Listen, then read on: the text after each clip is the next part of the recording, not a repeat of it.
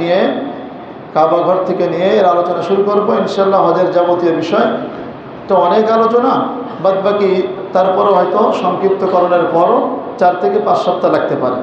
আপনারা যদি ধৈর্য ধারণ করে শুনতে পারেন ইনশাআল্লাহ অনেক অজানা বিষয় আমরা জানতে পারবো ইনশাআল্লাহ। তো ইসলামের ভিত্তিসমূহের মধ্যে অন্যতম একটি ভিত্তি কি? হজ, বাইতুল্লাহর হজ করা। আর এই হজের বিধান যেহেতু কাবা শরীফকে কেন্দ্র করে, বাইতুল্লাহ শরীফকে কেন্দ্র করে, এজন্য আজকে ইনশাআল্লাহ আমরা এই কাবা শরীফ নিয়ে কিছু আলোচনা করব। কাবা শরীফের কি ফজিলত রয়েছে এবং কাবা শরীফ নির্মাণের কি ইতিহাস, এটা নিয়ে আমরা আজকে দেখি কতদূর আলোচনা করা যায়। তো প্রথম বিষয় হলো কাবা, যেই ঘরকে আল্লাহ তাআলা আমাদের জন্য কিবলা বানিয়ে দিয়েছেন, সেই ঘরের নাম কি? কাবা। কাবাকে কাবা কেন বলা হয়? কাবা শব্দের অর্থ হলো উঁচু। আর এই ঘরটা সাধারণত তৎকালীন সময়ের আরবদের ঘরসমূহ থেকে এটা অনেক উঁচুতে ছিল এবং এটা ছিল 4 কোণ বিশিষ্ট। কাবা ঘর কয় কোণ বিশিষ্ট? 4 কোণ বিশিষ্ট। আর তৎকালীন সময়ের আরবদের ঘর ছিল গোলাকৃতি। তো কাবা ঘর যেহেতু 4 কোণ বিশিষ্ট, অন্যান্য ঘরের তুলনায় উঁচু, তাই কাবাকে কাবা বলা হয়। এই কাবা শরীফের অনেকগুলো নাম রয়েছে যেগুলো পবিত্র কোরআনে হাকিমের মধ্যে আল্লাহ তাআলা ব্যবহার করেছেন। আমরা সেই নামগুলো জানবো আগে। কাবা শরীফের প্রথম নাম তো হলো কাবা। আল্লাহ রাব্বুল আলামিন এই কাবা শরীফকে কাবা বলে ঘোষণা করেছেন সূরা মায়েদার মধ্যে। আল্লাহ তাআলা একটা আয়াতের মধ্যে বলেন, জাআলাল্লাহুল কাবাতাল বাইতাল হারামা কিয়ামান লিন-নাস ওয়াশ-শাহরাল হারামা ওয়াল হাদিয়া ওয়াল কলাইদ যালিকা লিতা'লামু আন্নাল্লাহা ইয়া'লামু মা ফিস-সামাওয়াতি ওয়া মা ফিল-আরদ ওয়া আন্নাল্লাহা বিকুল্লি শাইইন আলীম। রব্বুল আলামিন বলেন যে আল্লাহ রব্বুল আলামিন জাআলাল্লাহুল কাবাতাল বাইতাল হারাম, কাবাকে আল্লাহ তাআলা সম্মানিত ঘর বানিয়েছেন, কিয়ামান লিন-নাস, মানুষের নিরাপত্তা প্রতিষ্ঠার জন্য। জোরে বলি সুবহানাল্লাহ। কাবাকে আল্লাহ তাআলা বানিয়েছেন কেন? মানুষের নিরাপত্তা প্রতিষ্ঠার জন্য। শুধু তাই নয়, আরো কয়েকটি জিনিসকে আল্লাহ তাআলা বানিয়েছেন মানুষের নিরাপত্তার জন্য। জাআলাল্লাহুল কাবাতাল বাইতাল হারাম কিয়ামান লিন-নাস ওয়াশ-শাহরাল হারামা ওয়াল হাদিয়া ওয়াল কলাইদ, সম্মানিত মাসকে বানিয়েছেন মানুষের নিরাপত্তা প্রতিষ্ঠার জন্য। আমরা জানি যে বছরে মাস কয়টি? 12টি। ভুলে গেছেন আপনারা? বছরে মাস কয়টি? 12টি। এর মধ্যে সম্মানিত কয়টি? 4টি। সম্মানিত মাস কয়টি? 4টি। ভুলে গেলে তো হবে না। এই 4টি যে সম্মানিত মাস, এটা একবার না অনেকবার আলোচনা করেছে। কয়েক জুমার মধ্যে আলোচনায় ফাঁকে ফাঁকে এসে গেছে যে সম্মানিত মাস 4টি, মিনহা আরবাতুন হুরুম। তো এই সম্মানিত মাসকে আল্লাহ তাআলা কেন বানিয়েছেন? কিয়ামান লিন-নাস, মানুষের নিরাপত্তা প্রতিষ্ঠার জন্য। ওয়াল হাদিয়া ওয়াল কলাইদ, এবং কুরবানির জন্য প্রস্তুতকৃত প্রেরিত পশুসমূহ। ওয়াল কলাইদ, এবং কুরবানির সময় যেই কুরবানির যে পশুগুলো হজের সময় যখন মক্কায় পাঠানো হতো, সেই গরুগুলোতে, সেই পশুগুলোর মধ্যে বিশেষ চিহ্ন দেওয়া হতো মালা পরানোর মাধ্যমে। রব্বুল আলামিন বলেন, এই মালা পরিহিত এই কুরবানির পশুসমূহকে আমি বানিয়েছি কিয়ামান লিন-নাস, মানুষের নিরাপত্তা প্রতিষ্ঠার জন্য। সুবহানাল্লাহ। কেন বানিয়েছেন? যালিকা লিতা'লামু আন্নাল্লাহা ইয়া'লামু মা ফিস-সামাওয়াতি ওয়া মা ফিল-আরদ ওয়া আন্নাল্লাহা বিকুল্লি শাইইন আলীম, যাতে করে তোমরা সবাই জানতে পারো যে আল্লাহ রাব্বুল আলামিন আসমান জমিনে যা কিছু আছে সব কিছু সম্পর্কে ভালোভাবে যিনি জানেন তিনি কে? ইন্নাল্লাহা বিকুল্লি শাইইন আলীম, সব কিছু সম্পর্কে তিনি তার ইলমের মাধ্যমে তিনি বেষ্টন করে রেখেছেন। জোরে বলি সুবহানাল্লাহ। তো এই আয়াতের মধ্যে আল্লাহ তাআলা বলতেছেন এই কাবা ঘরকে কাবা বলে সম্বোধন করেছেন, যে আমি কাবাকে বানিয়েছি মানুষের নিরাপত্তা প্রতিষ্ঠার জন্য। আরেকটি নাম হলো এই কাবা ঘরের নাম হলো আল বাইত। নাম কি? বাইত। রব্বুল আলামিন বলেন, ইন্না আউওয়ালা বাইতিন বুদিয়া লিন-নাস লাল্লাযী বিবাক্কাতা মুবারাকান ওয়া হুদাল লিল আলামিন। সর্বপ্রথম যেই ঘর নির্মাণ করা হয় পৃথিবী সৃষ্টি করার পর, মানব জাতি সৃষ্টি করার 2000 বছর আগে, মানব কুল সৃষ্টি করার 2000 বছর আগে আল্লাহ তাআলা সর্বপ্রথম এই কাবা ঘর নির্মাণ করেছেন। সুবহানাল্লাহ। সর্বপ্রথম পৃথিবীর ঘর কোনটা? এই কাবা। আল্লাহ তাআলা এখানে বলছেন বাইত শব্দ ব্যবহার করেছেন। ইন্না আউওয়ালা বাইতিন বুদিয়া লিন-নাস, ইন্না আউওয়ালা বাইতিন বুদিয়া লিন-নাস লাল্লাযী বিবাক্কাতা মুবারাকান ওয়া হুদাল লিল আলামিন। বাক্কা নামক জায়গায় মানুষের বরকত এবং হিদায়াত স্বরূপ আল্লাহ তাআলা প্রথম ঘর বাইতকে নির্মাণ করেছেন। কেন নির্মাণ করেছেন? এখানে আল্লাহ বলতেছেন বাক্কা নামক জায়গা মানুষের জন্য, বরকতের জন্য এবং মানুষের হেদায়েতের জন্য, পুরা জগৎবাসীর জন্য এই কাবা ঘরকে আল্লাহ তাআলা প্রথম নির্মাণ করেছেন হেদায়েত স্বরূপ। জোরে বলি সুবহানাল্লাহ। অর্থাৎ এই কাবা ঘর মানুষের হেদায়েতের জরিয়া হবে, কাবা ঘর মানুষের হেদায়েতের মাধ্যম হবে। আর তাই তো হয়েছে। কাবা ঘরের মাধ্যমে কাফের মুশরিকরা নবীজি সাল্লাল্লাহু আলাইহি সাল্লাম আগমনের পর তারা হেদায়েত পেয়ে গিয়েছেন, এবং নবীজি সাল্লাল্লাহু আলাইহি সাল্লামের আগমনের আগে যত নবী এসেছেন, সকল নবীদের ইতিহাস সামনে বলবো, তারাও অনেক নবী তারা এই নির্মাণ কাজে শামিল হয়েছে। তো বলতেছিলাম যে আল্লাহ তাআলা মানব কুলের হেদায়েত স্বরূপ, বরকত স্বরূপ আল্লাহ তাআলা নাযিল করেছেন, এটা নির্মাণ করেছেন। শুধু তাই না, আল্লাহ তাআলা আরো বলেন, ফীহি আয়াতুম বাইয়িনাতুম মাকামু ইব্রাহিম ومن دخله كان آمنا ولله على الناس حج البيت من استطاع إليه سبيلا। সেখানে আল্লাহ রাব্বুল আলামিন আরো অনেক নিদর্শন রেখেছেন, তার মধ্যে একটি নিদর্শনের কথা আল্লাহ এখানে বলতেছেন, সেটা হলো মাকাম ইব্রাহিম, ইব্রাহিম আলাইহিস সালাতু ওয়াস সালামের পা রাখার জায়গা। এখন আপনারা দেখবেন হজ করতে গেলে, উমরা করতে গেলে, যখনই তওয়াফ করতে যাবেন, দেখবেন যে কাবা ঘরের হাতিমে কাবার সাইড, যে সাইডে ওর পাশেই সোনালী কালারের একটা গোল ছোট্ট ঘর, ওর মধ্যে ইব্রাহিম আলাইহিস সালাতু ওয়াস সালাম যেই পাথরের উপর পা রেখেছিলেন, সেই পাথরের মধ্যে তার পায়ের ছাপ লেগে আছে, আজও পর্যন্ত বিদ্যমান রয়েছে। সুবহানাল্লাহ। তাহলে এই আয়াতের মধ্যে আল্লাহ তাআলা বলতেছেন যে কাবার নামকে বাইত বলেছেন। কাবা শরীফের আরেকটি নাম হলো আল বাইতুল আতিক, যার বাংলা অর্থ হলো প্রাচীন, সুপ্রাচীন ঘর অথবা মুক্ত ঘর।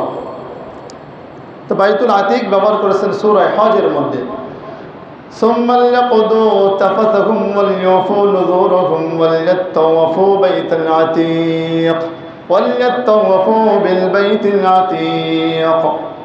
রব্বুল আলামিন ইব্রাহিম আলাইহিস সালাতু ওয়াস সালামকে বলেছিলেন, তুমি কাবা ঘর পুনর্নির্মাণ করো, নির্মাণ করার পর এটাকে পবিত্র করো ইতিকাফকারী, অবস্থানকারী এবং নামাজীদের জন্য, রুকু সিজদাকারীদের জন্য। এবং তুমি হজের ঘোষণা করো, পৃথিবীর সকল প্রান্ত থেকে মানুষ পায়ে হেঁটে হলেও আসবে অথবা বাহনে করে হলেও তারাই হজের জন্য তারা এখানে আগমন করবে। এরপরে তারা সেখানে তাদের উপকারিতা দেখবে এবং আল্লাহ রাব্বুল আলামিনের নামের উপর জিকির করে তারা পশু জবাই করবে। সুবহানাল্লাহ।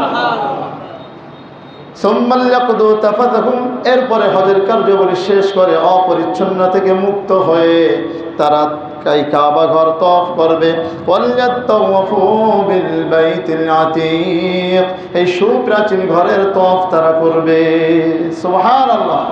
এই তওয়াফকে বলে তওয়াফে জিয়ারত, অর্থাৎ মুন্ডন করে চুল ইত্যাদি নখ, এগুলো তো হজের মধ্যে এহরাম অবস্থায় কাটা যায় না, শেষ করে তারপরে কাটতে হয়। তারপরে যেই তওয়াফটা করা হয়, যেটাকে বলে তওয়াফে জিয়ারত, আল্লাহ তাআলা বলতেছেন এই তওয়াফে জিয়ারত তারা করবে কোন ঘরের? আল বাইতুল আতিকের।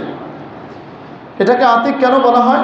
আতিকের একটা অর্থ হলো প্রাচীন, আর এটা যেহেতু সর্বপ্রথম ঘর, সুপ্রাচীন ঘর, এই জন্য এটাকে বাইতুল আতিক বলা হয়। আরেকটা অর্থ হলো মুক্ত হওয়া।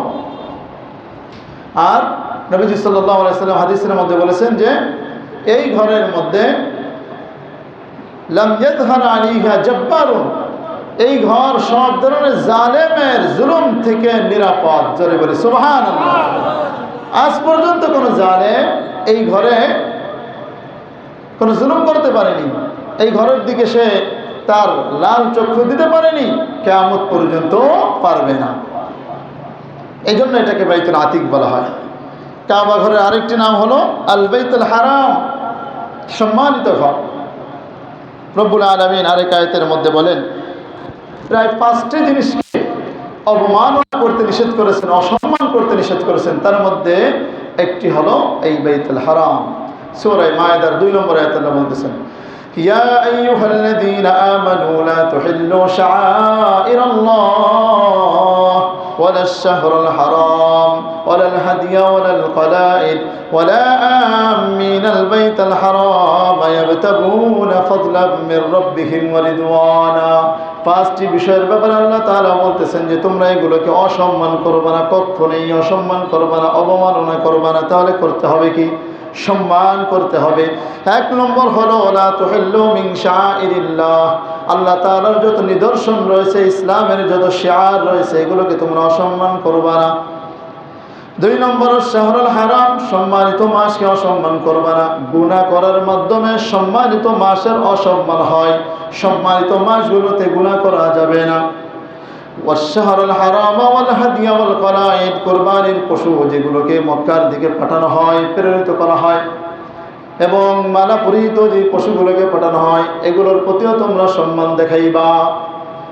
এটার কারণে দেখা গেছে কি যে হজের জন্য যত পশু আসতো, এই মালা পরা থাকলে বুঝতো যে এটা হজের কুরবানির পশু, তখন চোর ডাকাতও এদিকে নজর দিত না, দেখলেও ধরতো না যে না এটা হজের পশু। সুবহানাল্লাহ বলি। চোর ডাকাতও কিন্তু সম্মান করেছে। এরপর আল্লাহ তাআলা বলতেছেন ওয়ালা আমিনাল বাইতাল হারাম ইয়াবতাগুনা ফাদলাম মির রাব্বিহিম ওয়া রিদওয়ানা, ওই সকল ব্যক্তি যারা হজ করার উদ্দেশ্যে এই সম্মানিত ঘর বাইতুল হারামের দিকে আগমন করেছে, তাদেরকেও তোমরা অসম্মান করবে না। অর্থাৎ যারা হাজী সাহেব, যারা হজ করতে যাবে বাইতুল হারামের দিকে, আল্লাহ তাআলা এখানে বাইতুল হারাম ব্যবহার করেছেন। তো এখানে ওয়ালা আমিনাল বাইতুল হারাম, যারা হজের জন্য ইচ্ছা করেছে বাইতুল হারামের দিকে যাওয়ার, তাদেরকে তোমরা সম্মান করবে না। তবে হাজী হইতে হবে সেরকম হাজী, সে কয়েদ আল্লাহ তাআলা দিয়ে দিয়েছেন। প্রিয় ভাই, নামকে ওয়াস্তে হাজী হইলে তাদেরকে কিন্তু তারা এই আওতায় পড়বে না। নামের জন্য, একটা নাম কেনার জন্য শুধুমাত্র একটু নামের শুরুতে হাজী দেখবো, মানুষ আমাকে আল হাজ বলবে, হাজী বলবে। এই জন্য হজ করলে এই সকল হাজীদের ব্যাপারে আল্লাহ তাআলা এখানে বলেননি, বরং বলতেছেন ওই সকল ব্যক্তি ইয়াবতাগুনা ফাদলাম মির রাব্বিহিম ওয়া রিদওয়ানা, যারা বাইতুল্লাহর নিয়ত করেছে, বাইতুল্লাহর হজের নিয়ত করেছে, এবং সেটা একমাত্র শুধুমাত্র আল্লাহর রহমত, দয়া, অনুগ্রহ এবং সন্তুষ্টি পাওয়ার লক্ষ্যে। সুবহানাল্লাহ বলি। তাহলে পাজি হাজি হইলে হবে না, বরং আল্লাহর সন্তুষ্টির জন্য হজ করতে হবে। কয়জন আছে যে আল্লাহর সন্তুষ্টির জন্য হজ করে? হজ করে আসার পরে যদি জিজ্ঞেস করি ভাই আপনার নাম কি? আমার নাম হাজি অমুক আলী, হাজি তরমুজ আলী মনে করেন, নাম বললাম, এটা ফলের নাম বললাম যাতে কারো গায়ে না লাগে। কথা বললে তো অনেকের গায়ে লেগে যায়, গায়ে লাগানো উচিত না। কেন ভাই এত টাকা খরচ করি শুধু একটা নাম লেখার জন্য? মানুষ হাজি বলবে আল্লাহ। এই ধরনের যদি কোনো নিয়ত থাকে যে মানুষ আমাকে হাজি বলবে, একটু সম্মান পাবো এলাকায় গেলে, এরকম হাজি হয়ে লাভ নাই। আবার সাথে সাথে হজ করার মাধ্যমে আমরা জানি হজের যে ফজিলত, হজ করে আসলে সেই ব্যক্তি সদ্য আপনার নবজাতক সন্তানের মতো আপনার নিষ্পাপ হয়ে যায়। জোরে বলি সুবহানাল্লাহ। এই নিষ্পাপ হয়ে যাওয়ার পরও এই নিষ্পাপতা ধরে রাখার দরকার আছে না নাই? যদি কোনো ব্যক্তি ধরে রাখতে না পারে, ও বুঝতে হবে ওর হজটা ঠিকমতো হয়নি। কোনো নেক কাজ করার পরে যদি আরেকটা নেক কাজ করার তৌফিক পাওয়া যায়, বুঝতে হবে যে আগেরটা মনে হয় কবুল হয়েছে। বুঝে আসছে বিষয়টা? এখন হজ করে আসলেন, আগেও যা করতেন এখন তাই করেন, তাহলে কি হবে? হবে না। শুরুতেই বললাম যে আল্লাহ তাআলা এই বাইতুল্লাহকে কেন বানিয়েছেন? কিয়ামান লিন্নাস, মানুষের নিরাপত্তা প্রতিষ্ঠার জন্য। এখন আগেও জুলুম করতেন, এখন হজ করে এসেও জুলুম করেন, তাহলে কিসের নিরাপত্তা হইল? তারা বোঝা গেল তোমার এই বাইতুল্লাহ জিয়ারতে কোনো আল্লাহর সন্তুষ্টি ছিল না, যার কারণে এটা কবুল হয়নি। প্রিয় ভাইরা আমার, তো যা বলতেছিলাম, এই ঘরের নাম হলো একটা বাইতুল হারাম, আরেকটি নাম হলো বাইতুল মুহাররম, আল বাইতুল মুহাররম। হযরত ইব্রাহিম আলাইহিস সালাতু ওয়াস সালাম তিনি আল্লাহর আদেশে কাবা ঘরের ভিত্তি সেখানে তিনি নতুনভাবে স্থাপন করেছিলেন। তারপরে আল্লাহ তাআলা তাকে বলেছিলেন যে তুমি এই করো, ঘোষণা দাও, হজের ঘোষণা দিলেন।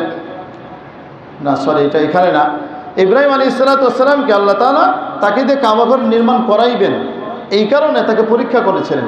সেই পরীক্ষার মধ্যে অন্যতম পরীক্ষা হলো বৃদ্ধ বয়সে সন্তান পেশের ইসমাইলকে, দুধের বাচ্চা, তাকে বলেছে যে তুমি তোমার বাচ্চা এবং স্ত্রীকে ওই যে জনমানবহীন এলাকা, ফল ফসলহীন উপত্যকায় তুমি আমার আদেশে, আমার সন্তুষ্টির জন্য তুমি রেখে আসো। সুবহানাল্লাহ বলি। ইব্রাহিম আলাইহিস সালাতু ওয়াস সালাম সুদূর ইরাক থেকে তিনি মক্কা নগরী চলে আসলেন। বর্তমান যেখানে কাবা ঘর নির্মিত হয়ে আছে তার আশেপাশে সেই তখন ওই কাবা ঘর তখন তার ভিত্তি ছিল না। নূহ আলাইহিস সালাতু ওয়াস সালামের সময় যে প্লাবন হয়েছিল ওই কাবা ঘরকে আল্লাহ তাআলা চতুর্থ আসমানে উঠিয়ে নিয়েছিলেন, তার ভিত্তি ঠিক ছিল না। আল্লাহ রাব্বুল আলামিনের আদেশে, আল্লাহ রাব্বুল আলামিনের ইঙ্গিতে এই ভিত্তি দেখিয়ে দেওয়া হলো। ইব্রাহিম আলাইহিস সালাতু ওয়াস সালামকে আদেশ করলেন তোমার স্ত্রীকে এবং তোমার সন্তানকে ওখানে রেখে আসো। রেখে আসলেন। রেখে আসার পরে ইব্রাহিম আলাইহিস সালাতু ওয়াস সালাম দোয়া করেছিলেন, সেই দোয়ার মধ্যে ব্যবহার করা হয়েছে কাবা শরীফকে আল বাইতুল হারাম বলে। রব্বুল আলামিন হুবহু সেই দোয়াটা পবিত্র কালামে পাকের মধ্যে দিয়ে দিয়েছেন। সুবহানাল্লাহ বলি। রব্বুল আলামিন বলেন রব্বানা ইন্নী আসকানতু মিন যুররিয়্যাতি বিওয়াদিন গায়রি যী যার'ইন ইনদা বাইতিকাল মুহাররম রব্বানা লিয়ুকিমুস সালাতা ফাজ'আল আফইদাতাম মিনান নাসি তাহবি ইলাইহিম ওয়ারযুকহুম মিনাত থামারাতি লাআল্লাহুম ইয়াশকুরুন। ইব্রাহিম আলাইহিস সালাম দোয়া করলেন কয়েকটি সুন্দর সুন্দর দোয়া। তিনি বলতেছেন যে আল্লাহ তোমার আদেশে আমার বংশধরকে এখানে রেখে যাচ্ছি এমন একটা জায়গা, জনমানবহীন জায়গা, গায়রা যারঈন ফল ফসলহীন উপত্যকায় আমি রেখে যাচ্ছি, যেটা অবস্থিত তোমার সম্মানিত ঘরের ভিত্তির পাশে। সুবহানাল্লাহ। এখানে বাইতুল মুহাররম ব্যবহার করছে। দোয়াটা কি আমরা শুনি? দোয়া করলেন এখানে আমি রেখে গেলাম, এদেরকে এখানে বসবাস করাইলাম। কেন বসবাস করাইলাম? রব্বানা লিয়ুকিমুস সালাতা, যাতে করে এরা এখানে বসবাস করে নামাজ প্রতিষ্ঠা করতে পারে। তাহলে নামাজ তখনও ছিল, যদিও এরকম পাঁচ ওয়াক্ত ছিল না, নামাজ কিন্তু তখনও ছিল। প্রত্যেক নবীর সময় কিন্তু নামাজ ছিল, কাইফিয়াত বা অর্থ ভিন্ন ছিল। তিনি দোয়া করলেন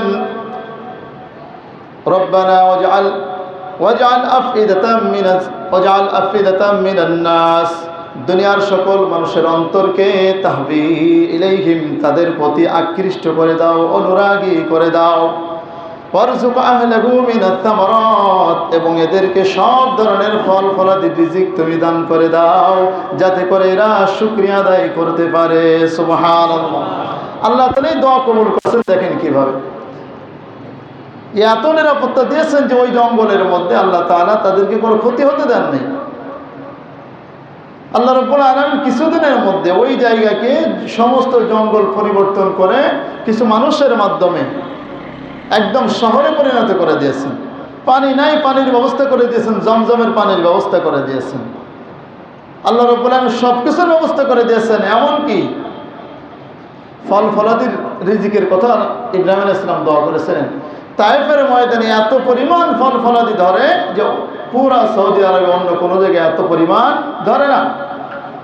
আরেকটা ব্যাখ্যা হলো যে আল্লাহ রাব্বুল আলামিন এমন সিস্টেম করে দিয়েছেন যে মক্কায় কিন্তু সব ধরনের ফল ফলাদি কিন্তু পাওয়া যায় না, যায় নাকি? অন্যান্য দেশে যা পাওয়া যায়, কিন্তু আল্লাহ তাআলা এমন সিস্টেম করে দিয়েছেন যে পৃথিবীর আনাচে কানাচে যেখানে যেই ফল হোক না কেন সবগুলো আল্লাহ তাআলা এই মক্কায় ব্যবস্থা করে দিয়েছেন। সুবহানাল্লাহ। যে তুমি যেখানেই ফলাও না কেন মক্কায় সেটা অবশ্যই পাওয়া যাবে। এমন কোনো ফল নয় যেটা মক্কায় পাওয়া যায় না। আল্লাহ তাআলা ব্যবস্থা করে দিয়েছেন এইভাবে। তো কাবার একটি নাম হলো বাইতুল মুহাররম, আরও নাম রয়েছে বাইতুল্লাহ যেটা সবচেয়ে প্রসিদ্ধ, এরপরে কাবাতুল্লাহ। তো এই ছিল মোটামুটি প্রায় 60টি নাম আপনাদের সামনে পেশ করলাম কোরআনের আলোকে, কোরআনের আয়াতের মাধ্যমে। এরপরে প্রিয় ভাই, কাবার কিছু ফজিলত আমরা জানবো। এই কাবা ঘরের আল্লাহ তাআলা অনেক ফজিলত দিয়েছেন। 1 নম্বর ফজিলত হলো এই কাবাকে আল্লাহ তাআলা বরকতময় করেছেন, মানুষের হেদায়েত বানিয়েছেন, হেদায়েতের জরিয়া বানিয়েছেন, এবং এটাকে আল্লাহ তাআলা নিরাপদ স্থান হিসেবে নির্ধারিত করে দিয়েছেন। সুবহানাল্লাহ। ইন্না আউওয়ালা বাইতি উবদিআ লিন-নাসি লাল্লাযী বিবাক্কাতা মুবারাকান ওয়া হুদাল লিল আলামিন। রব্বুল আলামিন বলেন, সর্বপ্রথম এই ঘর নির্মাণ করা হয় মানুষের হেদায়েতের জন্য, বরকতের জন্য। যেই ব্যক্তি এখানে যাবে অবশ্যই ব্যক্তি বরকত থেকে খালি হবে না। সুবহানাল্লাহ বলি ভাই, এখানে যেই ব্যক্তি যাবে বরকত থেকে সে মাহরুম হবে না। ফিহি আয়াতুম বাইয়িনাতুম মাকাম ইব্রাহিম, সেখানে রয়েছে মাকাম ইব্রাহিম, অনেকগুলো নিদর্শনের মধ্যে অন্যতম একটি মাকাম ইব্রাহিম। ومن دخل كان ومن كان دخله كان ومن دخل كان بيتا آمنا فيه آيات بينات مقام إبراهيم ومن كان دخل آمنا। যেই ব্যক্তি এখানে প্রবেশ করবে ওই ব্যক্তি নিরাপদ হয়ে যাবে। সুবহানাল্লাহ। যেই ব্যক্তি এখানে প্রবেশ করবে ওই ব্যক্তি নিরাপদ হয়ে যাবে, ওই ব্যক্তির আর কোনো টেনশন থাকবে না, কেউ ওই ব্যক্তির প্রতি জুলুম করবে না। ওমান দাখালাহু কানা আমিনা, যে ব্যক্তি ওখানে প্রবেশ করবে আল্লাহ তাআলা হারাম করে দিয়েছেন যে এখানে কোনো জুলুম করা যাবে না, সব ধরনের জুলুম নিষেধ। ওয়ালিল্লাহি আলান নাসি হজ্জুল বাইতি মান ইসতাতাআ ইলাইহি সাবিলা, যে ব্যক্তি এখানে যাইতে সক্ষম হবে, যার পথ নিরাপদ হবে, আল্লাহর সন্তুষ্টির জন্য ওই ব্যক্তির জন্য হজ পালন করা ফরজ করা হয়েছে। সুবহানাল্লাহ। আল্লাহ তাআলা এই আয়াতের মাধ্যমে হজ ফরজ করেছেন। যেই ব্যক্তির ওখানে যাওয়ার জন্য পথ নিরাপদ হবে, সার্বিক বিষয় ওই ব্যক্তি আল্লাহর সন্তুষ্টির জন্য ওই ব্যক্তির জন্য হজ করা ফরজ, জীবনে একবার। তো এই আয়াতের মাধ্যমে জানলাম আল্লাহ তাআলা এখানে মানুষের জন্য এই কাবা ঘরকে বানিয়েছেন বরকতময়, নিরাপদ স্থান, এবং এবং এখানে যে ব্যক্তি যাবে সব ধরনের জুলুম থেকে মুক্ত থাকবে। তো এখানে দেখেন বাক্কা শব্দ ব্যবহার করেছেন। বাক্কা মানে হলো এই মক্কার একটি নাম, অথবা এই মক্কার প্রাচীন নাম বাক্কা। যেমন আমাদের বাংলাদেশের রাজধানী ঢাকা, পুরাতন নাম কি? জাহাঙ্গীরনগর। সিলেটের পুরাতন নাম ছিল জালালাবাদ। তারপর চট্টগ্রামের পুরাতন নাম ছিল ইসলামাবাদ। কুমিল্লার লোক আছেন নাকি? তাদের পুরাতন নাম ছিল ত্রিপুরা, আর নোয়াখালী ভাইদের নাম ছিল সুধারমপুর। এরকম পুরাতন নাম থাকতে পারে। তো বাক্কা শব্দ আল্লাহ তাআলা ব্যবহার করেছেন, যেটা এই মক্কা শরীফের, মক্কা নগরীর সুপ্রাচীন নাম। 2 নম্বর ফজিলত হলো যে আল্লাহ রাব্বুল আলামিন এই কাবা শরীফকে এত ফজিলত দিয়েছেন, এখানে যদি কোনো ব্যক্তি নামাজ পড়ে এক নামাজে 1 লক্ষ গুণ সওয়াব পাওয়া যাবে। সুবহানাল্লাহ। নবীজি সাল্লাল্লাহু আলাইহি ওয়াসাল্লাম বলেন, যদি কোনো ব্যক্তি আমার মসজিদে নামাজ পড়ে, সালাতু মসজিদির রাসূল আফদালু সালাতি আলফি সালাহ ফীমা সাওয়াহু ইল্লাল মসজিদুল হারাম। আমার মসজিদে অর্থাৎ মসজিদে নববীতে যদি কোনো ব্যক্তি নামাজ পড়ে, ওই ব্যক্তির এক নামাজে অন্য অন্য মসজিদে নামাজ পড়ে যে সওয়াব হইতো তার চাইতে 1000 গুণ সওয়াব দান করা হবে। সুবহানাল্লাহ। শুধুমাত্র মসজিদে হারাম ব্যতীত। সালাতুল মসজিদুল হারাম আফদালু মিআতি আলফি সালাতিন ফীমা সাওয়া। দুনিয়ার অন্য সকল মসজিদে নামাজ পড়লে যে সওয়াব হবে তার চাইতে কাবা শরীফে যদি কোনো ব্যক্তি নামাজ পড়ে, মসজিদুল হারামে যদি কোনো ব্যক্তি নামাজ পড়ে, 1 লক্ষ গুণ সওয়াব আল্লাহ তাআলা দান করবেন। সুবহানাল্লাহ। যাইতে মনে চায় না? 2 রাকাত নামাজ পড়বেন, 2 লক্ষ নামাজ, 2 লক্ষ রাকাতের সওয়াব পেয়ে যাবেন। 1 রাকাতে যদি 1 লক্ষ হয়, 2 রাকাতে কত? 2 লক্ষ। এখন আপনি হিসাব করে দেখেন এখানে কি পরিমাণ সওয়াব কামানোর জায়গা।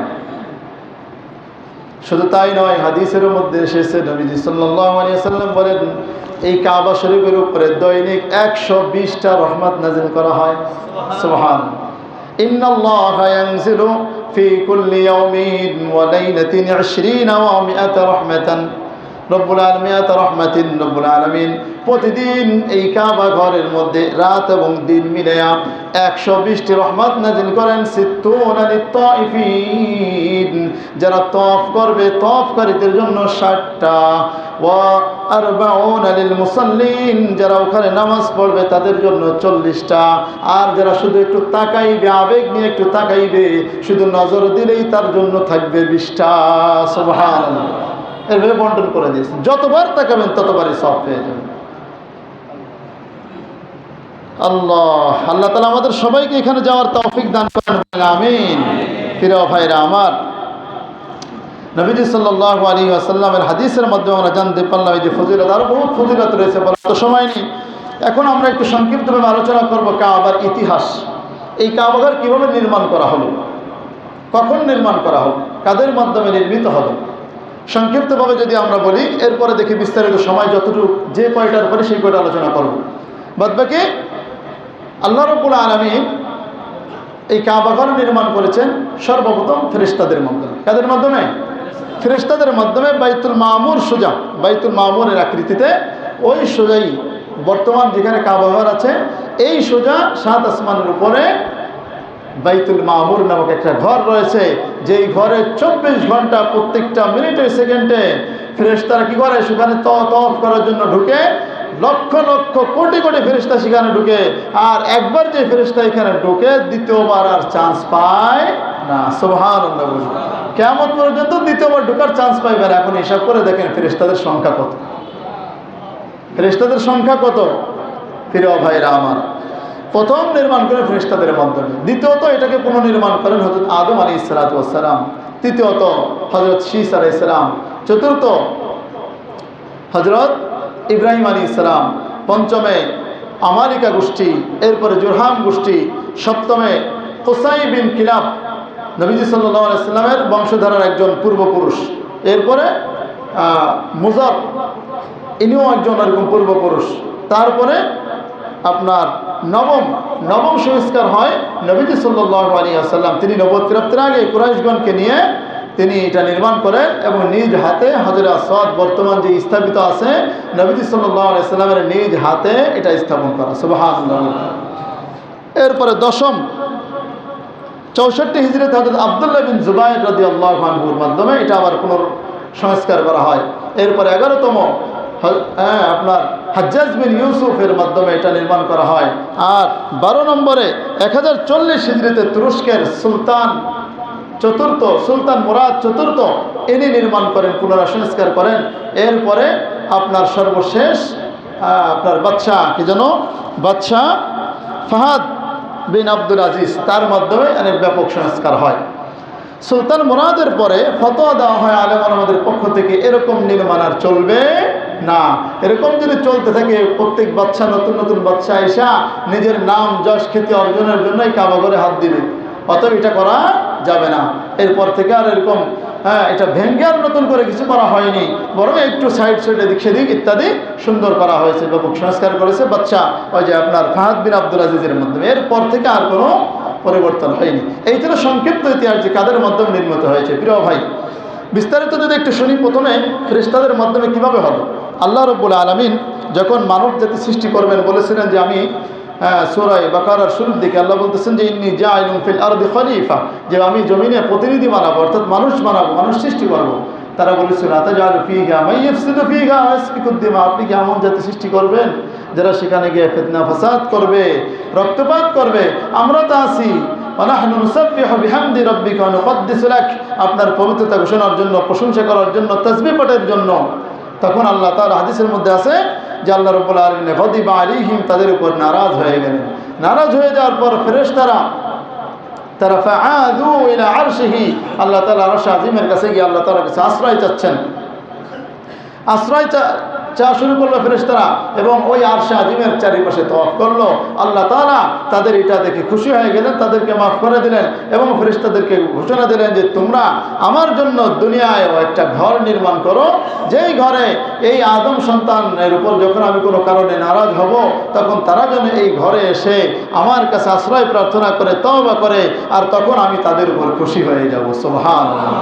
এই হাদিসের মাধ্যমে বোঝা যায় যে কাবা ঘরে গেলে খুশি হন কে? আল্লাহ। এই জন্য আল্লাহকে খুশি করে চলতে হবে প্রিয় ভাই, নিজের আমল আখলাকের মাধ্যমে আল্লাহকে খুশি করতে হবে, সাথে সাথে সম্ভব হলে আল্লাহ তাআলার ঘর জিয়ারত করতে যাব। তো এইভাবে প্রথমে ফেরেশতাদেরকে আল্লাহ তাআলা নির্দেশ দিলেন কাবা ঘর নির্মাণের। দ্বিতীয়ত আল্লাহ রাব্বুল আলামিন আদম আলাইহিস সালামের মাধ্যমে এটা নির্মাণ করলেন পুনরায়। সেটা কিভাবে? আদম আলাইহিস সালাম এবং হাওয়া আলাইহিস সালাম, আমাদের আদি পিতা আদি মাতা, তারা যখন দুনিয়াতে আসলেন, আদম আলাইহিস সালাম আসলেন শ্রীলঙ্কায় এবং হাওয়া আলাইহিস সালাম জিদ্দায়। এই দুইজনের সঙ্গে মিলন হলো আরাফার ময়দানে, অর্থাৎ এখানে সাক্ষাৎ হলো। এই জন্য আরাফার ময়দানকে আরাফার ময়দান বলা হয়। আরাফাত মানে হলো পরিচিতি লাভ করা। এই জন্য এখানে যেহেতু তাদের সাক্ষাৎ হয়েছে, তাই এই ময়দানকে আরাফার ময়দান বলা হয়। সুবহানাল্লাহ। এরপরে দুইজন মিলে আল্লাহ তাআলার কাছে আবেদন করলেন যে আল্লাহ, ইবাদত করার জন্য একটা ঘর চাই। আল্লাহ রাব্বুল আলামিন দেখিয়ে দিলেন ওখানে ঘর নির্মাণ করো। আল্লাহ রাব্বুল আলামিনের আদেশে ওই যে কাবার যে ভিত্তি ছিল সেখানে আবার তিনি পুনরায় নির্মাণ করলেন। এই আদম আলাইহিস সালামের মাধ্যমে দ্বিতীয়বার নির্মাণ হলো। তৃতীয়বার নির্মাণ করা হয়েছিল হযরত নূহ আলাইহিস সালামের আগে হযরত শীশ আলাইহিস সালামের মাধ্যমে। হযরত নূহ আলাইহিস সালামের ফিরাউনের মাধ্যমে, ফিরাউনের সময় আল্লাহ তাআলা চতুর্থ আসমানে উঠিয়ে নিয়েছিলেন এবং তার ভিত্তি দেখা যাচ্ছিল না। তখন সালেহ আলাইহিস সালাম, ইদ্রিস আলাইহিস সালাম, তারা ওই অনুমান করে ওই ভিত্তির পাশে তারা তওয়াফ করেছিল। আর চতুর্থ হযরত ইব্রাহিম আলাইহিস সালামের মাধ্যমে সংস্কার করা হয়। ইব্রাহিম আলাইহিস সালাম পুনরায় নির্মাণ করেন। নির্মাণ করার পর তিনি নির্মাণ করার সময় আল্লাহ তাআলা আদেশ করলেন যে তুমি এটা নির্মাণ করো। ইব্রাহিম আলাইহিস সালাম তার সন্তান ইসমাইলকে নিয়ে তিনি এটা নির্মাণ করেছেন। সূরা বাকারার মধ্যে বলেন ওয়াইদ ইয়ারফাউ ইব্রাহিমুল কওয়াইদ। আল্লাহ তাআলা এখানে বলতেছেন যে ইব্রাহিম আলাইহিস সালাম কি করেছেন, স্মরণ করো ওই সময়ের কথা যখন ইব্রাহিম আলাইহিস সালাম ইসমাইলকে নিয়ে এই কাবা ঘরের ভিত্তি স্থাপন করেছেন। এখানে ওই যে মাকামে ইব্রাহিমের কথা বলেছিলাম, যখন দেওয়াল উঁচু হয়ে গেল তখন তো আর নাগাল পাচ্ছিল না, তখন একটা পাথরের উপরে দাঁড়িয়ে তিনি উপরে কাজ করেছেন। আশ্চর্যজনক বিষয় হলো এই পাথরে সেই ছাপ পড়ে গেছে এবং এই পাথরটা এমন ছিল, তিনি কাবাঘর যত উঁচু হয়েছে পাথরটাও তত উপরে উঠে যাইত, লিফটের মতো। সুবহানাল্লাহ। যেখানে যেমন দরকার ছিল, তখন আর তো এরকম বাঁশ দিয়ে বাঁধার মতো এরকম অবস্থা ছিল না। লোকই দুইজন, রাজমিস্ত্রি, বাবা রাজমিস্ত্রি, আর যুগল ছিল কে? ইসমাইল আলাইহিস সালাম সন্তান। এই দুইজন মিলে করেছেন। তো ওই পাথরটা লিফটের আকারে এই ব্যবহৃত হয়েছে। সেই পাথরটাকে আল্লাহ তাআলা মানুষের জন্য উপদেশ গ্রহণ করার জন্য নিদর্শন হিসেবে কাবার পাশেই আজও পর্যন্ত রেখে দিয়েছেন। সুবহানাল্লাহ। ইব্রাহিম আলাইহিস সালাম তিনি কাবা ঘর নির্মাণ শেষে দোয়া করেছিলেন সকল বংশধরের জন্য যে রব্বানা ওয়াজআলনা মুসলিমাইন লাক, আল্লাহ তুমি আমাদের দুইজনকেও তুমি কি করো, মুসলমান হিসেবে অনুগত বান্দা হিসেবে কবুল করো, আমার বংশধরকেও অনুগত হিসেবে কবুল করো, এবং আমার বংশধরের মধ্যে রব্বানা ওয়াবআত ফীহিম রাসূলাম মিনহুম, তাদের মধ্যে এমন একজন রাসূল পাঠিয়ে দাও, ইতলু আলাইহিম আয়াতিহি ওয়া ইউযাক্কিহিম ওয়া ইউআল্লিমুহুমুল কিতাব ওয়াল হিকমা ওয়া ইউযাক্কিহিম ইন্নাকা আনতাল আজিজুল হাকীম, যিনি তাদেরকে কিতাব তিলাওয়াত করে শোনাবেন, ইতলু আলাইহিম আয়াতিহি, এবং তাদেরকে ওয়া ইউআল্লিমুহুমুল কিতাব ওয়াল হিকমা, তাদের কিতাব এবং হিকমা শিক্ষা দেবেন এবং তাদেরকে পবিত্র করবেন। এই কাজগুলো কাদের? সকল নবীদের। আমাদের নবী সাল্লাল্লাহু আলাইহি ওয়াসাল্লামের এই দায়িত্ব ছিল, এবং বর্তমান নবী নাই, আলেমদের এই কাজ, এই চারটি কাজ। কয়টি? চারটি কাজ অন্যতম। মানুষদেরকে কোরআন শোনানো, কোরআন শেখানো, কোরআন বোঝানো এবং মানুষদেরকে পবিত্র করা। এখন তো সমস্যা বেঁধে যাবে তো এই জায়গা পবিত্র করার কথা বললে। যখনই পবিত্র করার কথা যখন আসবে, যখন সমাজের মানুষের অপরাধ খুঁটে খুঁটে যখন আলোচনা করা হবে, তখন তো বলবে অমুক অসন্তুষ্ট, তমুক অসন্তুষ্ট, ওদের এরকম না, এরকম বললে ভালো হয়, এরকম বললেন না। সুদখোরেরা কষ্ট পায়, ঘুষখোরেরা কষ্ট পায়, জালেমরা কষ্ট পায়। কয়দিন পরে তো বলবেন শিরিক নিয়ে আলোচনা করলে বলবেন যে হিন্দুরাও কষ্ট পায়। আরে পবিত্র করেছেন কেমনে আমার নবী সাল্লাল্লাহু আলাইহি ওয়াসাল্লাম? প্রত্যেকটা মানুষকে তার অপরাধ চোখে আঙ্গুল দিয়ে দেখিয়ে দিয়েছেন, তোমার এই অপরাধ করা যাবে না, এটা হারাম, এটা ছেড়ে দাও। প্রত্যেকটা মানুষকে এইভাবে তাদের সমস্ত রোগ বের করে করে তাদের সামনে স্পষ্ট করে দিয়ে রোগের ওষুধ দিয়েছেন। ডাক্তার যদি বলে যে তোমার এখানে তোমার হার্ট নষ্ট হয়ে গিয়েছে, আপনি কি ডাক্তারের মার্গদর্শন করবেন? আরে সে তো তোমার একটা বাস্তব বিষয়টা তোমার কাছে তুলে ধরছে, তুমি যাতে বাঁচতে পারো। এখন যদি মনে করো যে না, ডাক্তার ভালো বললো না, আমাকে কষ্ট দিয়েছে, এটা কি ঠিক হবে? এটা বোকামি হবে। প্রিয় ভাইরা আমার, সময় যেহেতু শেষ, তো আজকের আলোচনা এতটুকুই থাকুক ইনশাআল্লাহ। এই কাবা ঘরের ইতিহাস সংক্ষিপ্তভাবে আলোচনা করলাম। এখানে আরও কিছু আলোচনা ছিল, ইনশাআল্লাহ ধারাবাহিকভাবে আলোচনা চলবে। তো আজকের আলোচনার মাধ্যমে আমরা অনেক কিছু জানতে পারলাম। কাবা ঘরের নামকরণ, কাবা ঘরের তারপরে তার ইতিহাস এবং কাবা ঘরের ফজিলত। আল্লাহ তাআলা আমাদের সকলকে কাবা ঘরের প্রতি সম্মান, আজমত, মহাব্বত আমাদের অন্তরে পয়দা করে দিক। বলেন আমিন। আখির দাওয়ানা।